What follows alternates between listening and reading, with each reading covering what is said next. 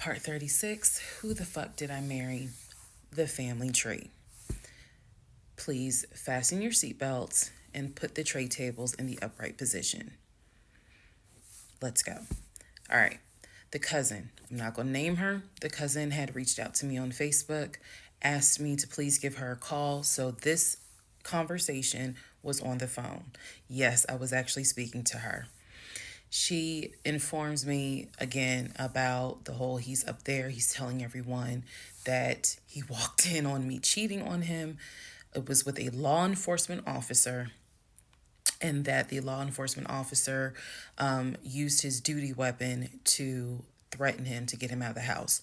The reason why I'm particularly mentioning the fact that he said it was law enforcement is because he was trying to get a family member, like one of his cousins, to call the agency of the law enforcement officer and file a complaint, which in hopes would then start an internal affairs investigation. Yeah. So, female cousin is on the phone with me. She's telling me everything that he is telling them. She's like, look, we know he a liar. We don't fuck with him. He's been a liar since a kid, but he's also family. She said, we didn't know at all who you are. So I thought that that was interesting because I was like, you didn't know who I was, but his brother knew who I was. And so, again, that's when I said to her that I was like, I've talked, he's talked to his brother every day. So why wouldn't the brother tell y'all that he had gotten married? And so she said, what brother? And so I told her the brother's name. And she said, he told you that? I said, he was having the phone calls in front of me. So at this point, what the cousin said was, she was like, okay, I'm going to confirm that with him. She was like, he lives up the street, so I'm going to just confirm that with him. She was like, because I'm pretty sure that they have been beefing for a while. I was like, I can only tell you what I saw, what I heard. That's all I can say. So then when she asked me about, well, how many brothers do you think he has? And I said he has 4 brothers. Again, I listed all of them. This woman was like, he has 2 brothers. She said he has the twin, and he has the older brother, the one that he was on the phone with every morning, blah, blah, blah, blah, blah. I said, twin? Who's the twin? So this is where she explained to me. She said the parents, mom and dad, had the older brother. The older brother is about 5 or 6 years older than Legion. Legion and the younger brother, who lives in Nashville, they are twins. So when he kept saying the younger brother, my younger brother by 2 years, it's his older brother by 20 minutes. They are twins. I have seen a picture of this brother. Yes, they do very much look alike, but I didn't know they were twins. It doesn't even matter. I didn't know they were twins. But definitely they had the same mom and dad. So she was like, no, that he's older than Legion by 20 minutes. They're twins. She said, so the parents had 3 boys. Brother in Philly, the older brother, and the twins. She was like, who the hell are these sisters that you're talking about? So I tell her, I was like, Shantae and Kim. She said, I don't know who Shantae is. She said, Kim is my daughter. Kim is not his sister. Kim is my daughter. And she said, that's his cousin. She was like, and they haven't spoken in about 20 years. So, no, that's not his sister. He does not have any sisters. And I said, well, then what about the other 2 brothers? She was like, what other 2 brothers? I said, the brothers from his dad. She was like, you mean to tell me this man is going around telling people, I know somebody's going to quote Nicki Minaj, lying on your dead mama, but try not to. She says, you mean to tell me this man is walking around lying on his dad, saying that his dad had kids outside of his mom? And I kind of stuttered like, yeah. She was like, he does not. She said, I have no idea who those 2 men are. She said, those are not his brothers. But if y'all remember, I've met those 2. And he introduced them as Man, this is my brother John. This is my brother Matt. Type thing. And so they both were like, "Oh, my sister, is good to meet you. It's good to meet you." Remember that, because obviously I do eventually talk to those two men again. So she says to me, the family tree is mom and dad, the three sons. She was like, there are no sisters. She said, I don't have a clue who Shantae is. She said, Kim is my daughter, so that's just their cousin. But again, they ain't spoken 20 years. I said, okay. And then there was the grandmother. She said, yeah. She named the grandmother. She was like, yeah, she died in like 2008. I said, yeah, he told me that she died in 2020. And that, all of you were coming down for the memorial service. And she's just like, she died in 2008. I said, then there was the uncle who also died from COVID. She was like, which uncle is that? I told her the name. She said, he's been dead since like, shit, 2010.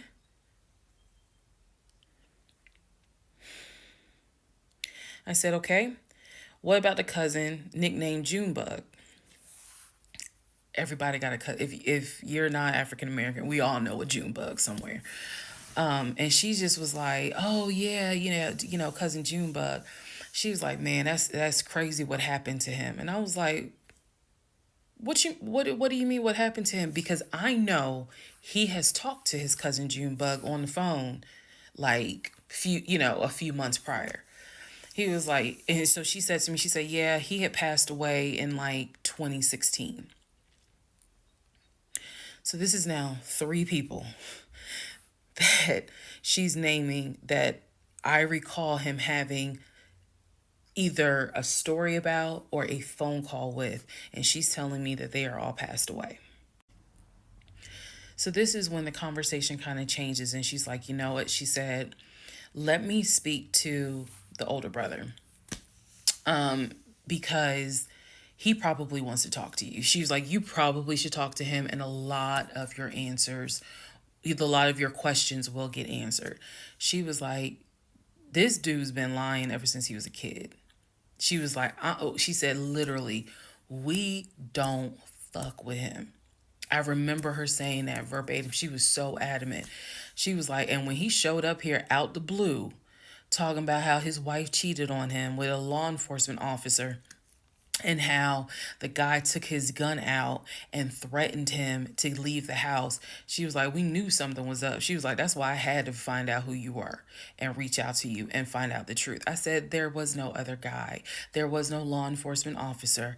And she was like, yeah, because he was telling us where the dude worked and how we should go ahead and help him file a complaint so that this dude could lose his job. I said, there is no other person. I said, I kicked him out. That was me, all by myself. No gun, just my fist. And so she said, he telling us that he had got married, and then she was like, apparently y'all had a baby. So she was like, so you got a kid with him? So I had explained to her. I said, no. I said I had a miscarriage back in back in June of 2020, and I had to have surgery in July. So she was just like, girl. So she started like really being encouraging and was saying, you dodged a bullet, honey. She was like, I don't wish this. She's like, I know he my family, but I don't wish him on no woman. So we've have each other's numbers. She was like, if you need anything, please feel free to call me. She was like, I've had my own issues with him. I've had my own issues in life. But she was like, get your divorce and be done with him. Then she said, I'm going to put you in contact with the older brother. Next part is me finally talking to the older brother that he had been talking to every morning.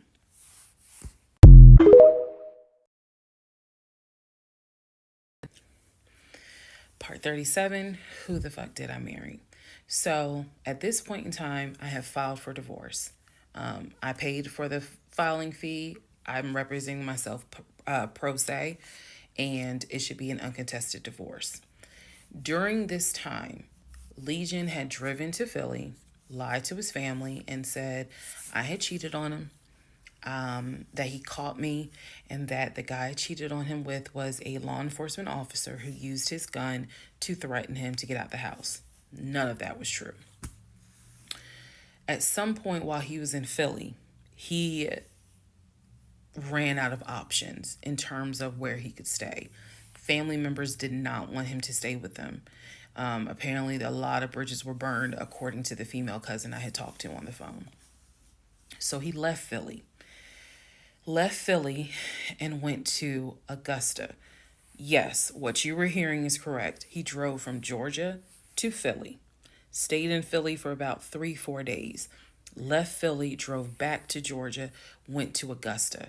Keep in mind, if you have lost your notes at this point, he was raised in Philly and did high school in Augusta before he went to California. So he has family in Augusta. So at this point, he's on his way to Augusta to stay with a new set of people. The reason why this is important is because what I have is a divorce settlement agreement. That divorce settlement agreement has to be signed by the two of us, where we are basically telling the court, look, this is what he's keeping, this is what I'm keeping. I need his signature. Let me repeat that. I need his signature because I wanted a very quick and painless divorce, as much as it could be. So by this time, this is now around June 25th. So around June 25th, he's now in Augusta. He had left the house June 17th. So between June 17th and June 24th is the trip to Philly, then leaving Philly, coming to Augusta.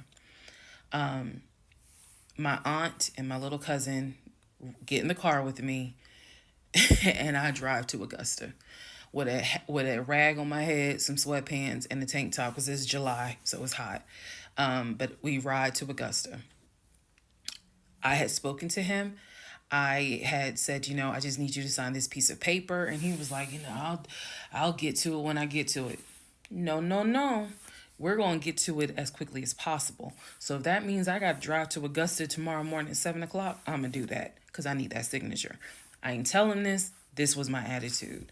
Sure enough, went ahead, drove down there. I met him at the UPS store in Augusta.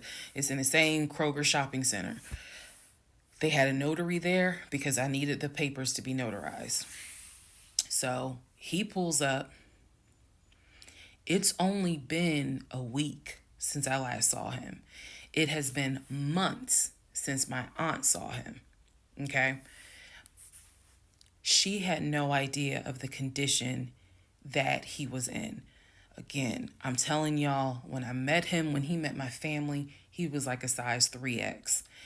In just a short span of time for a week, he easily could have been in an extra large, maybe even a large, but was wearing 3X clothes. So he has told me this whole time, he didn't know I had spoken to his family. Okay, probably need to put that in there. He did not know I had spoken to his cousin. So he was telling me that he had a place to stay. He was staying with some family members, and everything was cool. He told me he was going back to Augusta because he had a job. That's what he told me. The family member, the cousin, told me, oh no, it's not that he had a job. We kicked his ass out because he's still lying. And we don't want anything to do with him. So when I saw him get out the car, I immediately knew, you probably have not washed in 3 days. I'm not overreacting. His nails had not been cut, so his nails were a bit long. He smelled like the Chattahoochee dump on a hot summer Georgia day. He stunk so bad. And for a moment, I did not recognize the man that I was legally married to. I did not recognize him. He almost looked, what's the word? Emaciated. If I may be mispronouncing it, but the way someone looks when they've lost so much weight and it's almost like your skin and bones. He looked homeless. He smelled homeless. And my heart just kind of broke. It kind of did. I'll be honest, it kind of broke. It did not break enough for me to not get that signature though. So when he walked into the UPS store, you clearly could see that some of the people were like, let me get away from him. Me, I just was like, okay, so I just need you to sign right here, and I just need you to sign right there. Okay, and then a woman named Lauren came over and notarized the papers, and then we were done because he signed the divorce agreement. He didn't even read it. He didn't even read it. Reason why I'm pointing that out is because he didn't read the part where what's left in the house now belongs to me. Where he took technically what he was going to take. Everything else in that home belongs to me. Remember, I told y'all he had left all his Invicta watches. He had left all his WWE championship belts, his Jordans, a lot of his clothes, his Cole Haans. He had left all that stuff. He never even read the divorce agreement. So he signed it. I signed it. Lauren notarized it. We leave the store, and I said, have you eaten? And he was like, yeah, I ate. It's just, my knee. So again, he's talking about the knee, but if you saw him, you would know there's way more to it than the knee. So I said to him, look, since you met me here, let me give you some money so you can get you some chicken nuggets. Yeah, that's what I said. You can get you some chicken nuggets. So I believe I gave him like $5 or $6. Go get you some chicken. I think I Zelled it to him, actually. Just go get you some food. Then because where he parked was not far. It was like, okay, I'm parked here. He's parked in front of me in the other row. So there's that aisle that you can drive down. So I walked him to the car. And I saw the condition of the inside of the car. And that's when I knew he's been living in his car. He's been living in his car. So clearly, I no longer had a question of, so where's this offshore account? Where's the U.S. bank savings account? Where's the checking account? Didn't have that question anymore. Because if you had money, you wouldn't be living in your car. You would not be in the same clothes that you were in when you left my house on June 17th. And this is now June 25th. So he was like, I'm going to be all right. I'm about to start a new job. I'm going to be cool. I got a family member I can stay with. Everything's going to be okay. All right. I said, I will let you know when the divorce is granted. I said, I will send you a copy of the divorce decree. And he was like, okay. He said, well, how long you think that's going to take? I said, I'm not sure. I thought I had to wait 30 days before I could file the divorce agreement settlement form. And then the judge would grant it in 30 days. So basically, this is like June 25th. I'm looking at the end of August that it would take for the divorce to be granted, assuming there were no hiccups, assuming he didn't decide he was going to pull a fast one. So I told him, I was like, I'm going to file this, and then once we get the divorce decree, I'll send you a copy. He said, okay. He got in his car. I got in my car. I drove all the way back home, and he went to wherever he went. Next part is the next series of lies that I was faced with.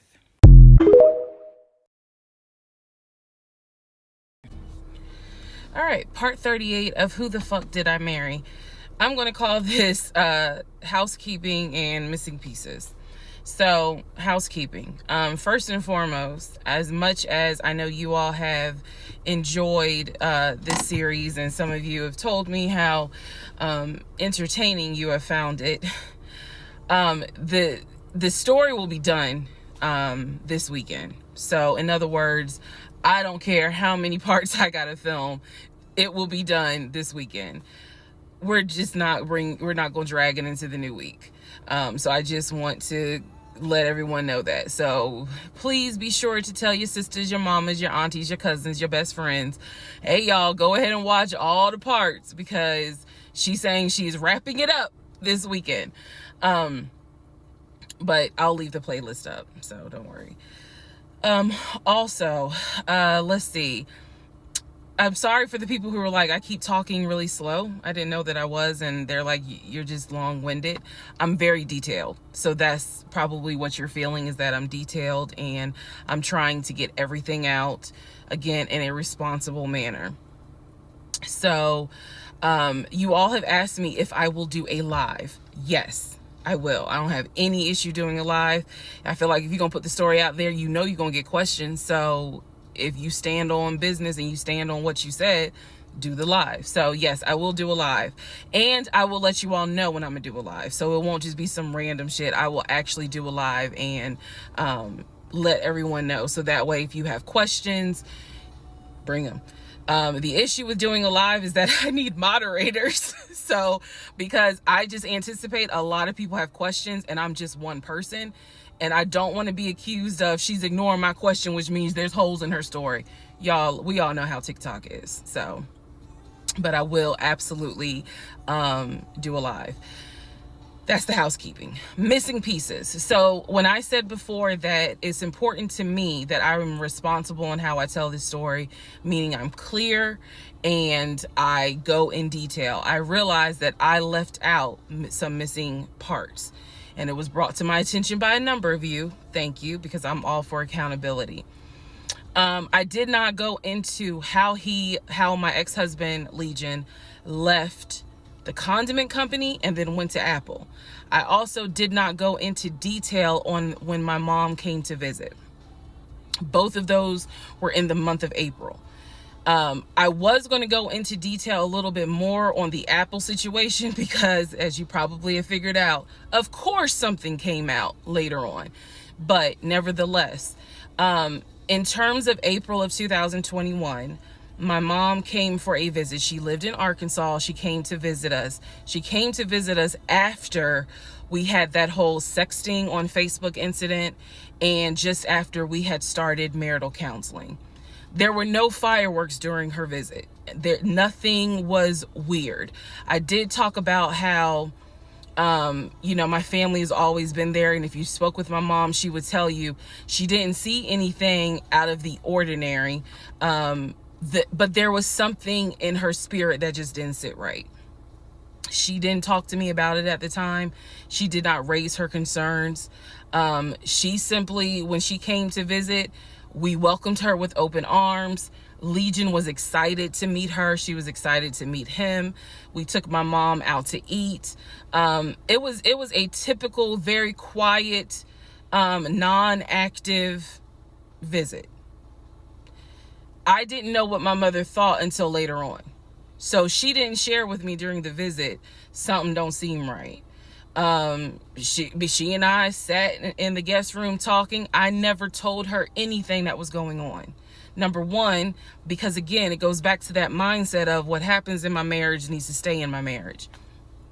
And I talk about how I didn't think looking back, it was not a good idea that I told my aunt what had happened. My aunt is not the type that's going to tell my mother. That in other words, if you confide in her, she keeps it between you and her. So my mom never knew that there were any issues. And so there was nothing for her to be on mama bear mode. Had she known, this would have been a very different trip, but she didn't know. So she did come to visit. Everything went fine. He and I put on a united front. Oh, we're so happy. We're so, in love.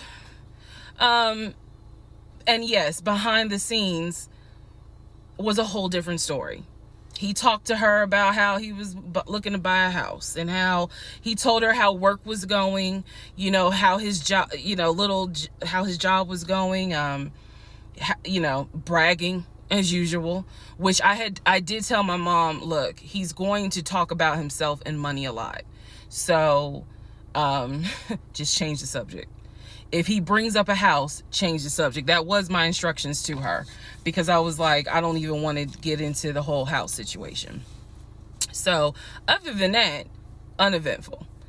Now, once my mom left, this is still in April, Everything was fine with him at the condiment company, as far as I knew. Everything was fine. What ended up happening is he randomly came home one day and starts complaining about changes that are going on at the company.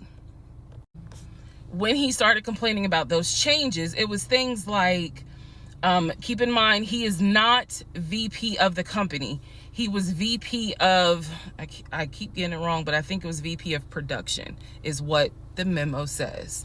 So he was not the second in command for the company. He was upset that he was being blamed for production stats, that the production was down. He was upset that his plant manager apparently had resigned. He was upset that some of the policy changes that were coming into play that would affect his plant. These are the things that he was coming home and complaining about. Literally, he would complain. He started complaining Monday. By Friday, he said, you know what, if they continue doing this, then I just need to find another job.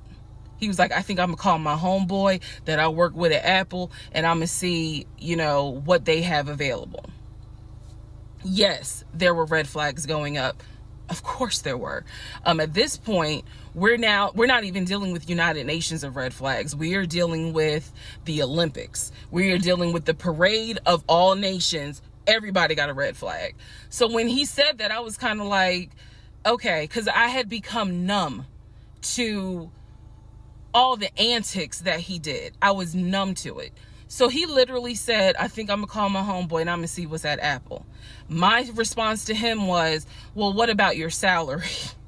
Would you take a pay cut? And he was like, no, I'm not gonna take a pay cut. Like, I wouldn't leave unless it's gonna be the same amount or more money. Y'all, the next week, last week of April, I'm at work, minding my own business. He calls me and tells me, I've decided to resign. You what? I've decided to resign. Don't worry. Don't get all crazy. I had talked to my homeboy. There is a position at Apple and I'm on my way there now to go and meet him so that I can get some information on the position. We're married, y'all. We're married. So what I said to him was, well, will you get all this in writing? His words to me were, of course I'm gonna get it in writing. I'm not stupid. You know what? I don't even want to talk to you no more. Click. That's the end of April. So that is how I was introduced to this Apple job. Again, if you stick with this series, you will find out exactly what happened. But that's how I was introduced to the Apple job. It literally was in a span of within 2 weeks. And he resigned from the condiment company and immediately said, I'm going to move over to Apple. Just wanted to clarify that. So we will continue on.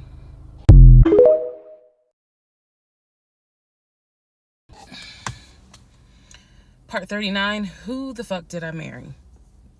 Everything you're going to hear probably in this part and the next part, all of this happens in the month of July 2021. Divorce has been filed. It was filed the end of June. I got his signature on the divorce settlement agreement. I thought that I had to wait 30 days before I could actually file that with the court. And so this is kind of in the limbo period because I'm still within those 30 days. So he left a book bag at the house, book bag that had all kind of paperwork in there. Inside the book bag, this is the paperwork that I found. Number one, I found a packet from the condiment company where it showed his 401k contributions. It also stated in there that he had been terminated.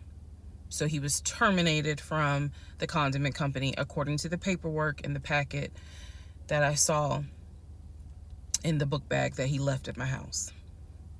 Also in the book bag were paycheck stubs from a previous job where he worked at a cemetery. The same cemetery that he took me to show me where his grandmother and grandfather were buried. So let's go ahead. I'll do this video and say this is what he told me, this is what I confirmed.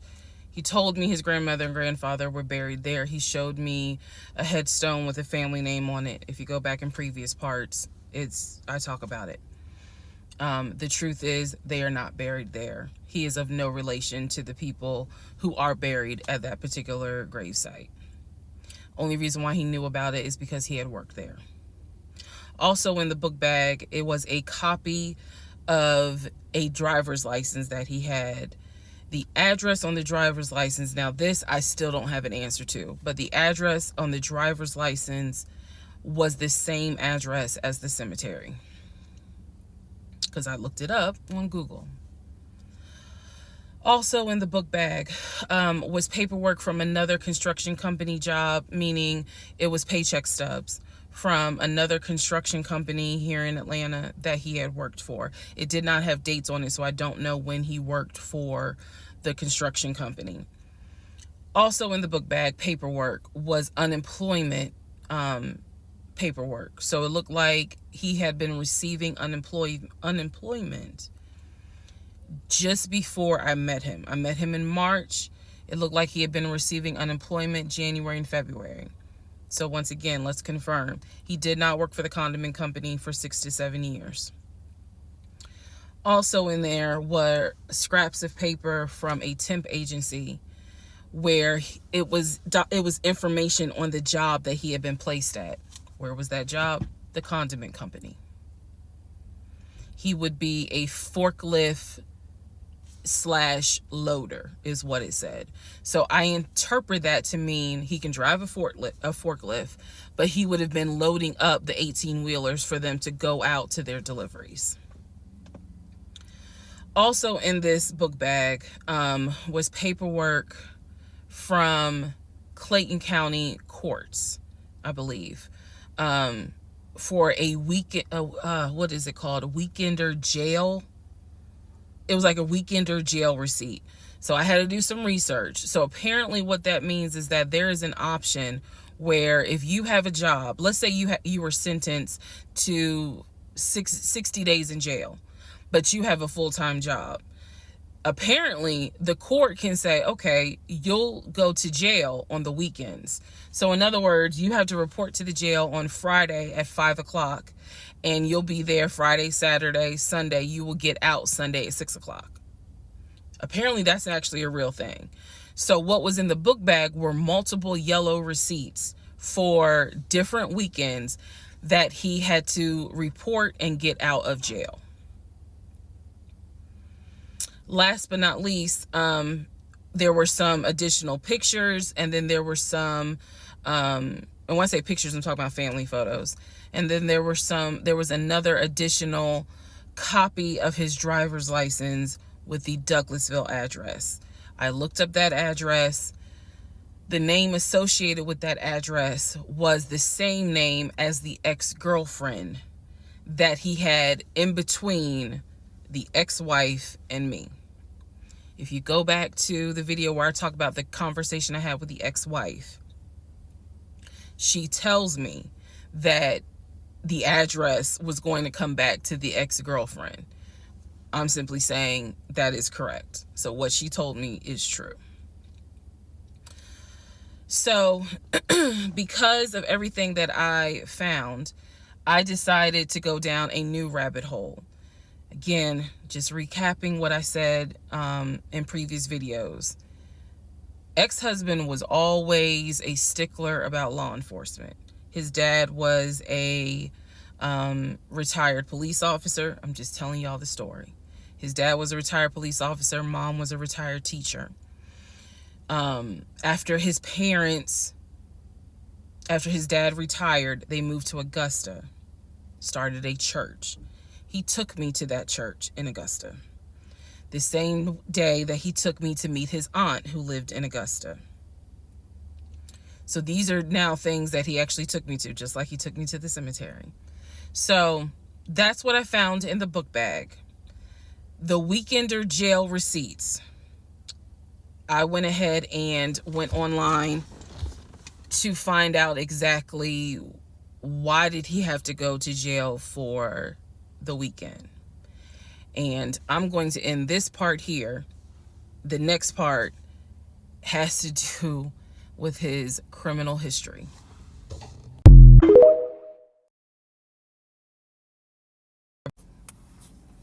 Part 40, who the fuck did I marry? So we are now at the point of July 2021. We're at the point where I've spoken to the female cousin, and she gave me the phone number for the older brother. For the purposes of this video, we're going to call him Chris. Chris was very nice. I called him. He was gracious. He was willing to answer whatever questions I had.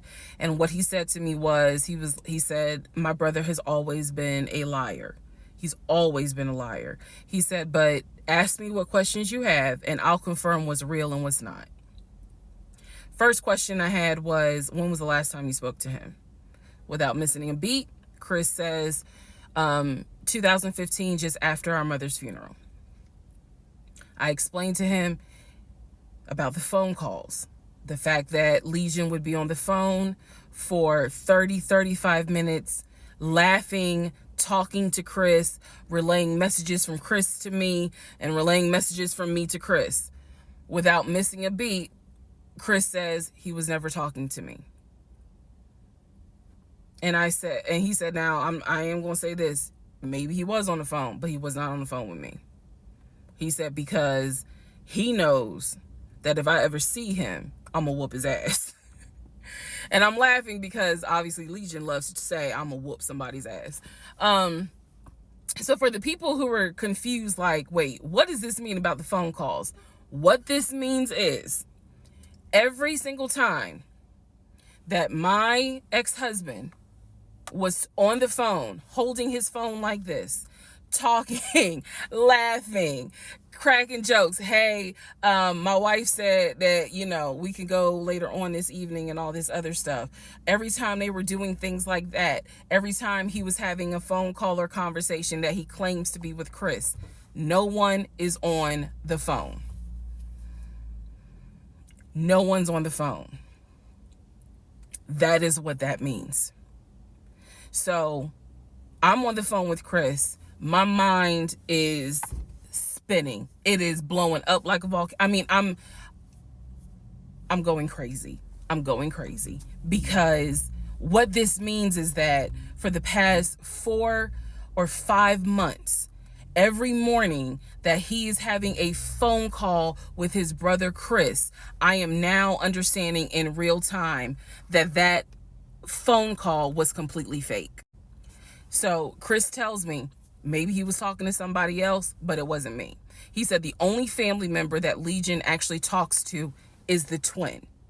And that's only because for some reason, I guess it's their twins, he helps him out when he needs it. Legion only calls the twin when he needs money. And the twin, according to Chris, now this is the part that might blow some minds. The twin brother, the one that is older by 20 minutes, is VP of his company, is married, drives a luxury car, and lives in like a 4 or 5 bedroom house in Nashville. So Chris is saying to me, he was like, it sounds like he took the identity of the twin and was trying to act like that's his life. And it's not. He was like, that nigga ain't never had no money, ain't never kept a job a long period of time. And he was like, and you're telling me that he claims he was VP of a company? And so he was like, did you ever see anything? Did you ever meet people like Chris? I respect the fact that he was asking me the same questions y'all are asking me. Did you ever meet any family members? And I told him, I said, I met your aunt. Well, what aunt is that? I told him her name. He said, that ain't our damn aunt. I don't know if y'all have ever dealt with people from Philly. So he was just loud. He was like, that ain't our aunt. He said, that is our mother's best friend. And I don't trust that hoe. I'm sorry. It's the way he said it that it makes me laugh. Anyway, he's like, I don't trust her. I don't trust her at all. She is not our aunt. She was our mother's best friend when our mother was living in Augusta. She's not our aunt. So then I explained to him about the other brothers. The brothers, remember, there were 2 half brothers from his dad. One lived in Baltimore, one lived in Augusta. Chris is on the phone saying, I don't know who them niggas are. They ain't related to us. He said, our dad never had other kids. He was like, so you mean to tell me this nigga going around telling people that our dad had kids on our mom? And I said to him, well, the way he actually put it is that the 2 brothers came before y'all. He was like, hell no. No. So then I explained to him about the sisters. He was like, who the hell is Shantae? And I was like, Shantae, again, I'm just telling you what I was told. Shantae is a sister that lives in Douglasville, married with 2 kids. He was like, no, we don't have a sister.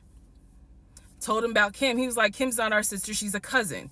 And he said to me, and I know she ain't talked to him in forever in 2 days. He said, so everyone, the only people who are his family members is Chris and the twin. He's like, we got some cousins up here. I told him about Junebug. I told him about the uncle. I told him about the grandmother. And he's just sitting back like, oh my God. He said, he was like, I realized that every relationship my brother gets in, he gets worse. And it sounds like he is actually worse than what he was in the last relationship. And I thought he was talking about the ex-wife that I had spoken to. No, he had no idea there was another wife. Because again, he hasn't spoken to him since 2015. So he was like, the best thing I can say to you is this. He said, thank God you ain't have kids with him. He said, get your divorce and forget you ever met this man. And he was like, and I know how that sounds because he's my brother. He said, but if I didn't have to claim him, I wouldn't. And I said to him something that I should have probably said in this whole TikTok series. This is not someone that you forget. This is not a situation that, man, I don't even remember him. No. What I don't remember is the version of myself before I met him, because nothing so far has turned out to be true. The only thing that Chris was able to tell me is true is that, number one, yes, there is a brother in Philly, him. Yes, there is a brother in Nashville, the twin. Yes, both parents are deceased. That is what I was told from the beginning. Those pieces of information are true. The grandmother did die in 2008. He was like, no, she didn't. She definitely didn't die in 2020. I told him how I found the obituary. And so he was like, and the uncle, he said, which uncle is he talking about? Because if you guys remember, back in one of the parts, I talk about where he said his uncle was giving him advice on why he should not open up his savings account to let me see it. He would not let me see it. And so I'm telling Chris about the uncle, and he was like, that uncle been dead for years. I told him about Junebug. He said, Junebug been dead for years. And I said, Chris, he was having conversations with Junebug on the phone in front of me. He was like, it wasn't Junebug. He said, it sounds like my brother was making up the conversations. He said, he definitely was making up the conversations with me. He said, hell no, I ain't gonna be on the phone at no 6 o'clock in the morning. So the conversation with Chris solidified that this is the actual family tree. And no, there were never any conversations with his brother every morning when I was getting ready to go to work. They had never talked. On to the next part.